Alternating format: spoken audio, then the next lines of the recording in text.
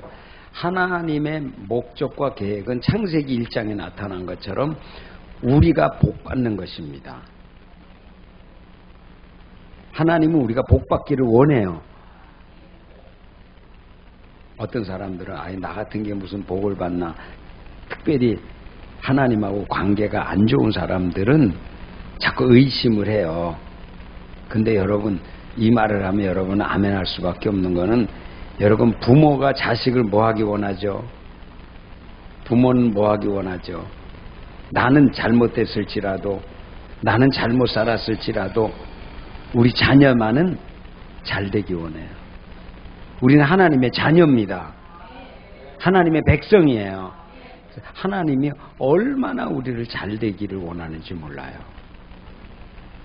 그 잘 되기를 원하는 것 가운데 하나님이 만들기를 원하는 환경은, 하나님이 우리의 삶이 에덴 동산이 되기를 원하는 거예요.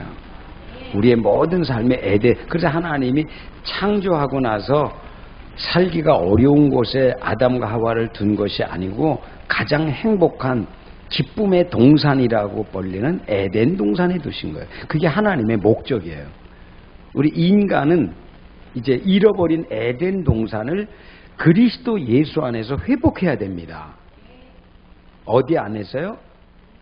예수 안에서 회복해야 돼요. 여러분, 하나님을 떠나면, 오늘 말씀도 아주 핵심적인 것이 하나님을 떠나고 말씀을 떠나고 믿음의 생활을 자꾸만 가까이 하지 못하면, 원수가, 마귀가, 사단이 우리의 믿음도 뺏어갈 뿐만이 아니라 우리의 환경도 어지럽힙니다. 그 환경이 어려워지기 시작하는 거예요. 그러나 우리가 하나님하고 가까워지면 가까워질수록, 믿음으로 더 주를 섬기면 섬길수록 어떤 일이 있는가? 마귀가 쫓겨나는 거예요. 우리 마음 안에서 쫓겨나는 거예요. 우리의 삶에서 쫓겨나 버려요. 자기가 있을 처소가 없어요. 그러니까 어떻게 해요? 하나님이 환경을, 하나님이 기뻐하는 환경으로 만들어 주시는 거예요. 하나님을 예배하고, 오늘도 이 말씀 가운데 있어요. 우리가 지금 읽은 말씀대로 들어가지 않을까? 여호와의 집이라는 게 나와요. 여호와의 집. 이건 장막을 가는 거야. 하나님의 집, 더 정확하게는 벳엘입니다. 하나님의 집, 벳엘. 벳은 집이고 엘은 하나님이에요. 하나님의 집 벳엘을 말하는 거예요.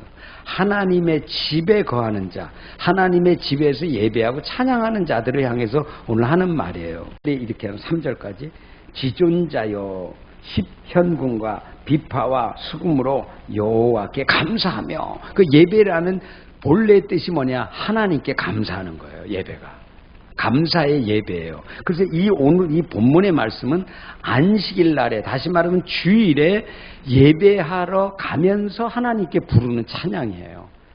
이게 시편 92편이에요.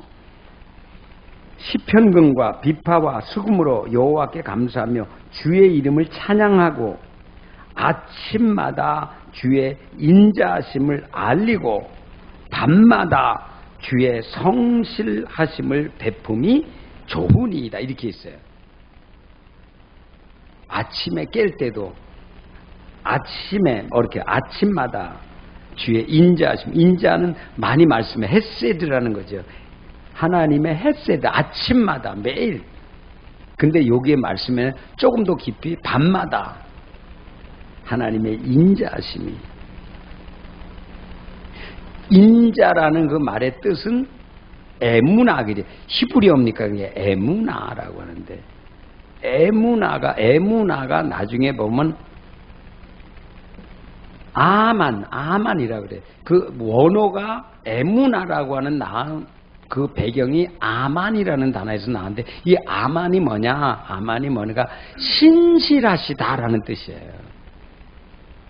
정직하시다라는 게 아만이에요. 근데 그 아만에서 나온 게 뭐냐면 아멘이에요. 하나님이 우리에게 하나님의 계획을 세워놓고 하나님의 하고자 원하는 일은 진실할 뿐만이 아니라 성실하실 뿐만이 아니라 우리에게 아멘이 된다는 거예요. 할렐루야. 그래서 신약성경에 너희가 하나님께 하나님의 말씀을 들을 때 입술로 너희가 아멘하고 마음으로 감사해서 어떻게 하나님께 영광을 돌리려는 거예요. 할렐루야. 그래서 할렐루야 아멘하는 거는 우리가 입술로 말하는 거지만은 내 영이 그 말을 듣고서는 어떻게 하나님께 영광 돌리는 거예요. 그렇습니다. 진실하십니다. 우리에게 성실하십니다. 그렇게 우리가 반응하는 거예요. 그렇게 하라는 거예요. 오늘 너희가 시편 92편 1절에 3절에 여호와의 전에 있는 자들아 너희가 감사하면서 하나님의 아침마다 어디 헤세드 하나님이 우리에게 주시는 은혜가 얼마나 큰가를 너희가 알고 인자하심, 그러니까 성실하심이거든요.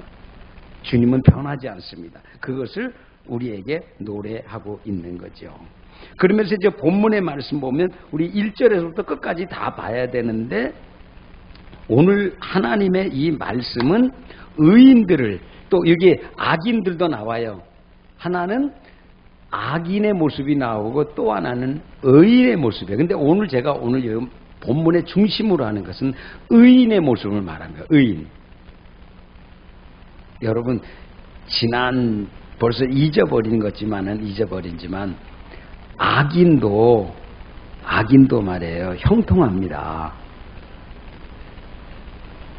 기분 나쁘게 생각하면 안 돼. 성경이 그러니까. 이제 여러분들이 악인이 잘 되잖아요. 그러면 부러워하지 마시고 시기하지 마시고 성경에 악인이 형통할지라도 이렇게 나와요. 그러니까 이제 살면서 하나님이 우리를 얼만큼 복을 주기 원하는지를 깨닫고 그 복을 얻기 위하여 노력하는 여러분 되시길 축원합니다. 제가 노력하라는 말이 굉장히 중요한 거예요. 노력해야 됩니다. 주시면 주고 안 주면 안 주고 이렇게 하면요 나의 축복이 뭔지를 몰라요. 우리가 성경을 이게 보잖아요. 성경을 읽잖아요. 이 성경을 읽는 것은 내 영혼이 내 육체가 하나님의 말씀을 읽을 때 나의 축복이 뭔지 내가 받을 복이 뭔지를 말씀 속에서 찾는 거예요. 발견하는 거예요. 그러니까 말씀을 찾기 전까지는 말씀을 읽기 전까지는 복이 뭔지를 몰라요. 근데 말씀을 읽으면 찾게 되는 거예요. 찾으라 그러면 찾을 것이요. 구하라 그러면 얻을 것이요. 문을 두드리라 그러면 열릴 것이니 오늘 이 말씀이 여러분의 말씀이 되기를 축원합니다.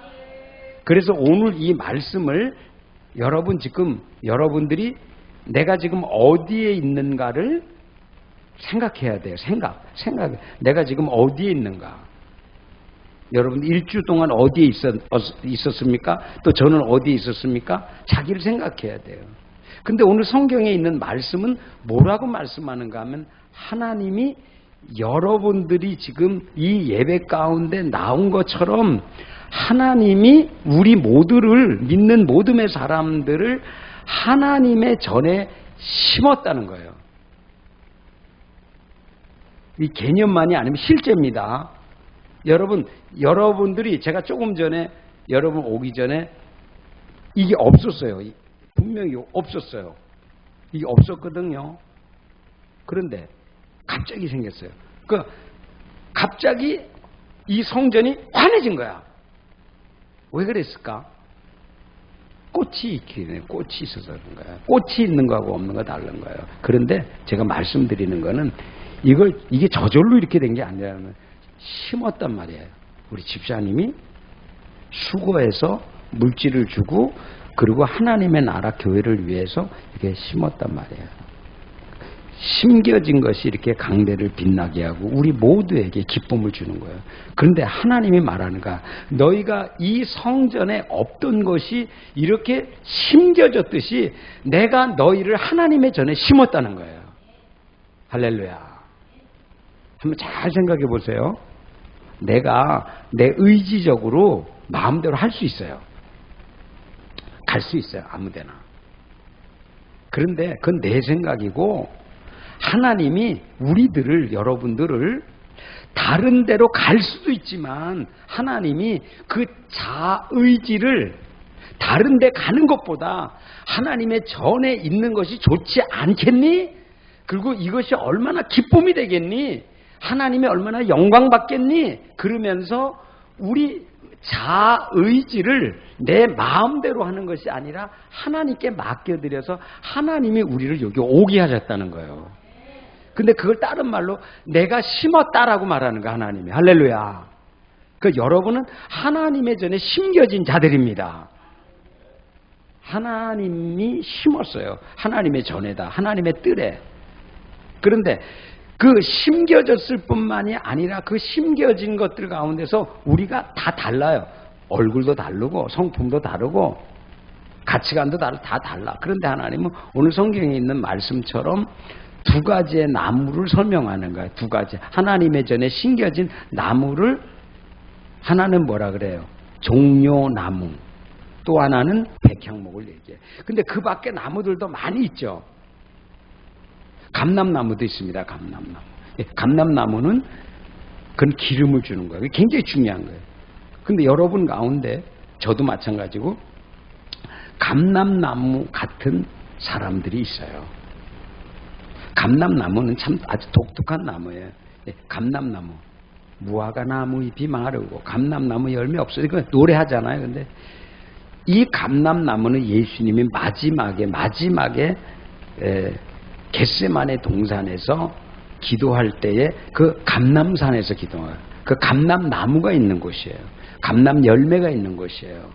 근데 거기서 밤새도록 기도하시면서 육체와 영혼이 마치 감람나무 열매가 맷돌에 아주 완전히 짓이겨져 가지고 그 맷돌 속에서 어떻게 그 향기가 나면서 아주 순전한 감람나무 진액이 그게 떨어지듯이 우리 주님이 감람나무 열매처럼 십자가 지시기 전에 겟세마네 동산에서 완전히 육체와 영혼이 아주 압사당하듯이 찢어지듯이 온통이 된 거예요. 그때 뭐가 흘렀냐면 우리 주님에게서 진한 향기와 함께 기름 부으심이 우리 주님께서부터 흘러난 거예요. 그래서 성경에 있는 말씀을 보게 되면 기름 부으심이라는 말이 많이 나오는데 여러분 기름 부으심은 주님만이 줄 수 있습니다. 목회자가 주는 게 아니에요. 오늘 비밀한 일을 내가 다시 한번 여러분께 말씀드려 잘 들으세요. 목회자에게도 기름 부으심이 있어요. 왜? 우리가 제사장이기 때문에 목회자의 기름 부으심이 있단 말이에요. 그래서 우리 목회자들이 가끔 보게 되면 안수를 하잖아요. 기름 부음이 있기 때문에 안수를 하는 거예요. 그런데 목회자가 주는 기름 부으심은요, 기름병이, 이거 예를 들어, 기름병 있잖아, 기름병. 이게 기름병이에요. 그러면 이 기름병에다가 기름을 넣고 기름병을 통해서 안수를 주는 거예요. 목회자가 주는 기름 부으심은. 근데 다윗과 사울의 차이점이 있어요. 뭐가 차이잖아. 사울은요 기름병에서 기름 부음을 받았어요, 여러분. 기름병에서. 그것이 인간의 기름 부으심이라는 거예요. 사람으로부터, 물론 제사장으로부터 받았지만 사람으로부터요. 근데 다윗은 기름불에 기름 부으심 받았어요. 기름불이라는 게 굉장히 중요해요. 나팔도 있죠. 나팔. 우리 집사님 지금 오늘 나팔 부르고 우리 집사님 또 드럼으로 이렇게 섬겨서 했었는데 아주 앙상블이 잘 맞았는데 그 기름불이라는 게 뭐야? 거기서 나팔이요. 나팔 있죠, 나팔. 그거 그냥 우리처럼 지금 만든 그게 아니라 진짜 짐승의 뿔에서 한 거 거기서 뚜 하고 거기에서 온 소리를 하게 하는 거예요. 찬양할 때도 그 소리가 들려요. 일반 나팔도 하지만은 근데 나팔이라는 게 얼만큼 중요해요. 거기다가 그 나팔 소리가 나는 그 나팔 같은 거 뿔에 기름을 부어서 거기에서 어떻게 해야 돼? 기름을 부어주는 거예요.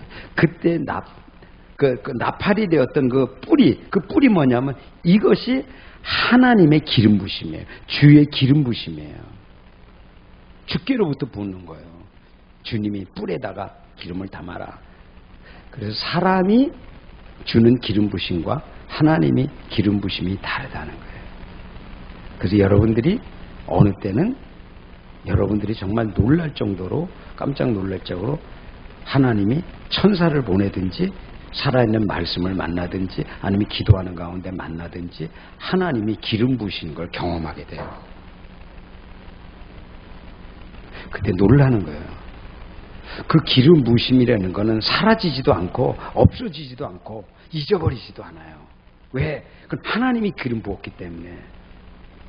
뭐 날짜, 매달, 몇시 이거 안다는 게 아니고요. 그 하나님이 나에게 부으신 그 사건을 잊을 수가 없다는 거예요. 제가 말씀드리는 거는 조금 본문에 있는 말씀에 없는 내용이지만 여러분들이 부탁을 드립니다. 여러분들이 주님께로부터 하나님께로부터 성령의 기름 부으심을 받을 수 있기를 축원합니다. 그리고 여기에서 있는 말씀에 보면은 하나님의 집에 심겼으며 그러면서 무슨 나무가 나면 종려나무가 나와요. 종려나무. 종려나무라고 하는 것은 의미가 번성 또는 승리를 말해요. 번성과 승리. 종려나무 그러면 번영과 승리를 말해요. 왜 그러냐면 우리 주님이 이 땅에 오셔서 마지막 최후 십자가 지시기에 어디로 가셨냐면 예루살렘 성전으로 올라가셨어요. 예루살렘 성전으로. 그때 예루살렘 성전으로 올라갈 때 아이들이 나오면서 많은 무리들이 나오면서 종려가지를 꺾어서 다윗의 왕으로 오시는 이여 영광 받으소서 그러고 자기의 옷을 벗어서 주님의 오시는데 깔아드리고 그리고 어린 아이들은 기뻐 춤을 추면서 종려나무 가지를 흔들면서 주님이 예루살렘으로 들어가는 것을 환영했단 말이에요. 그 나무가 종려나무예요. 종려나무는 뭐라고요? 번성과 승리입니다. 주님이 만왕의 왕으로서 마귀가 하나님의 축복을 빼앗아갔던 그 모든 것을 다시 찾아주기 위해서 이 땅에 임하신 거예요. 그리고 종려나무 가지를 흔든 것처럼 다윗의 왕 예수께서 이제 마귀와 사단을 다 완전히 깨뜨리고 승리하기 위하여 오시는 그 행진을 맞이하고 종려나무 가지처럼 하나님의 백성들이 교회가 번성해질 것을 알고 기쁨으로 찬양한 거예요. 그때 모르는 사람들이 왜 어린 아이들이 저 사람들이 나와서 호산나 호산나 이렇게 하는가 좀 너무 시끄럽다라고 이렇게 말할 때 주님이 하신 말이 있어요. 만일 너희가 어린 아이의 찬양 소리와 호산나 소리를 멈추게 만든다면 이 땅에 있는 돌들이 소리치리라. 여러분 하나님은요 전능하시기 때문에 모든 만물을 움직여서라도 찬양받으십니다. 그게 종려나무예요. 종려나무. 근데 우리가 이제는 뭐라고 말씀하는 게 이제는 너희가 더 이상 열매 맺지 못하는 나무들이 아니고 그리고 실패하는 삶이 아니라 이제 하나님께서 우리 주님이 우리들을 하나님의 성전에 심어서 이 말을 갖다가 다 하려다 보니까 이 말씀들이 기가 막히게 연결된 게 시편 1편 있죠. 시편 1편과 연결되고 시편 1편을 읽으셔야 됩니다. 그리고 예레미야 17장을 읽어보면 나와요. 거기에 악인과 의인이 어떻게 된다는 게 딱 나와요. 그리고 오늘 이 말씀이 시편 23편까지 연결되면서 오늘 이 말씀이 뭐라고 하냐면 우리 믿는 믿음의 사람들이 이 땅에서 어떻게 번성하고 어떻게 승리할 거를 우리들을 나무에 비유해서 했다는 것을 여러분 깨닫게 되는 거예요. 여러분 이제 여러분들은 더 이상 실패하는 자가 아니라 성경에 있는 말씀 그대로 종려나무같이 번성하게 될 줄 믿습니다. 하나의 나무는 뭐예요? 네? 백향목이라는 나무예요. 아주 중요한 나무예요. 백향목은 하나님의 성전에 기둥을 세우는 나무가 백향목이에요. 그리고 이 백향목은 벌레가 먹지 않아요. 가까이 하지 못해요. 왜? 너무 진한 향이 나고 하나님이 하나님의 성전에 쓸 나무이기 때문에 구별했기 때문에 벌레가 가까이 하잖아요. 그리고 백향목도 향기가 있어요.